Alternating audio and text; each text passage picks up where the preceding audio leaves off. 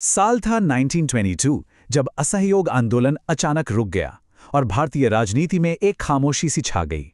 अब आगे क्या होगा? इसी एक सवाल ने स्वराज पार्टी को जन्म दिया और साइमन कमीशन के विरोध की आग जलाई।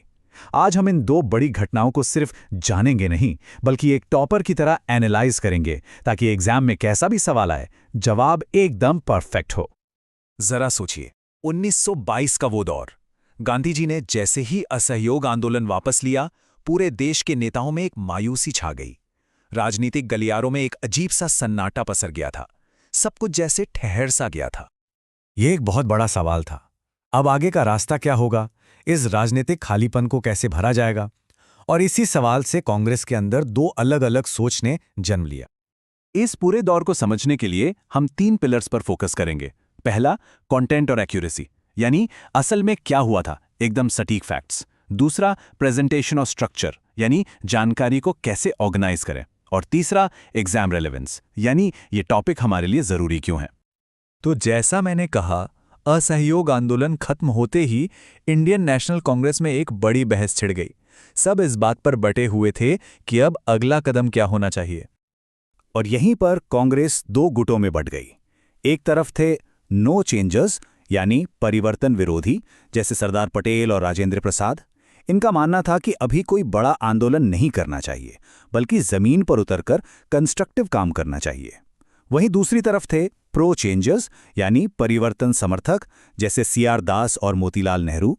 उनका प्लान था कि हम काउंसिल में घुसेंगे और सरकार को अंदर से ही काम नहीं करने देंगे। और बस इसी प्रो चेंजर्स की सोच से जन्म हुआ स्वराज पार्टी का। तो चलिए अपने पहले पिलर पर फोकस करते हैं, कंटेंट और एक्यूरेसी।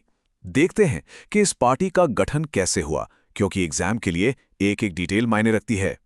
ये वो फैक्ट्स हैं जिन्हें बिल्कुल ऐसे ही याद रखना है। पार्टी की स्थापना हुई 1 जनवरी 1923 को। इसके प्रेसिडेंट थे सीआर दास और सेक्रेटरी थे मोतीलाल नेहरू। ये नाम और तारीखें एग्जाम में सीधे सीधे पूछे जाते हैं। इस पार्टी के नाम में ही इसका सबसे बड़ा मकसद छिपा था। स्वराज, यानी स्वशासन या सेल्फ रूल, यही उनका अल्टीमेट पॉलिटिकल गोल था। तो उनका गेम प्लान क्या था? एकदम क्लियर था, स्टेप बाय स्टेप। पहला, काउंसिल्स में एंट्री करो। दूसरा, सरकार जो भी बजट पास करे उसे रिजेक्ट कर दो। तीसरा, सरकारी काम में इतनी रुकावटें डालो कि एडमिनिस्ट्रेशन ठप पड़ जाए। और चौथा, लगातार संवैधानिक सुधारों की मांग करते रहो। और जानते हैं क्या, ये स्ट्रैटेजी काम कर गई। 1923 के चुनावों में स्वराज पार्टी को शानदार जीत मिली और उन्होंने ये साबित कर दिया कि उनका प्लान सिर्फ कागज पर नहीं था। तो एक तरफ स्वराज पार्टी काउंसिल्स के अंदर लड़ रही थी, और तभी भारतीय राजनीति में एक नया मोड़ आया, साइमन कमीशन। इस घटना को समझना इसलिए जरूरी है क्योंकि यहीं पर हमारे दूसरे और तीसरे पिलर, स्ट्रक्चर और रेलेवेंस, काम आएंगे। तो हुआ ये कि ब्रिटिश सरकार ने 1927 में एक कमीशन बनाया। इसका काम था 1919 के एक्ट को रिव्यू करना और भारत के लिए नए संवैधानिक सुधार सुझाना। सुनने में तो सब ठीक लगता है ना, लेकिन इसमें एक बहुत बड़ी गड़बड़ थी। और वो गड़बड़ थी ये नंबर 0। भारत के भविष्य का फैसला करने वाले इस 7 सदस्यों के कमीशन में एक भी सिंगल इंडियन मेंबर नहीं था। सोचिए, ये सिर्फ एक राजनीतिक भूल नहीं थी, ये तो भारतीयों के आत्मसम्मान पर सीधा हमला था। और बस इसी एक बात ने भारत के सभी राजनीतिक दलों को एक साथ ला खड़ा किया। सब ने मिलकर इसका विरोध करने का फैसला किया और जल्द ही पूरे देश में एक ही नारा गूंजने लगा, साइमन गो बैक। इन घटनाओं का क्रम याद रखना बहुत जरूरी है। 3 फरवरी 1928 को कमीशन बंबई पहुंचा और पूरे देश में हड़तालें शुरू हो गईं। ये विरोध तब और भी ज्यादा बढ़ गया जब लाहौर में एक प्रोटेस्ट के दौरान हुए लाठीचार्ज में लगी चोटों की वजह से लाला लाजपत राय जी का दुखद निधन हो गया।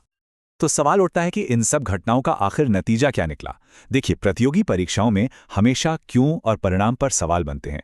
चलिए देखते हैं कि इनका असर क्या हुआ और एग्जाम के लिए ये क्यों जरूरी है। ये टेबल एकदम साफ साफ दिखाता है कि कैसे ऐतिहासिक टॉपिक्स को एग्जाम के सवालों में बदला जाता है। स्वराज पार्टी पर तथ्यात्मक सवाल बन सकते हैं, प्रो चेंजर और नो चेंजर की बहस पर विश्लेषणात्मक सवाल आ सकते हैं, और साइमन कमीशन के बहिष्कार पर तर्क आधारित सवाल पूछे जा सकते हैं। तो इन घटनाओं के नतीजे काफी दूर तक गए। स्वराज पार्टी ने राजनीति के ठहरे हुए पानी में हलचल मचाई, तो वहीं साइमन कमीशन के विरोध ने पूरे देश को एक साथ खड़ा कर दिया और इसी विरोध के दबाव में आकर सरकार को गोलमेज सम्मेलनों के लिए राजी होना पड़ा।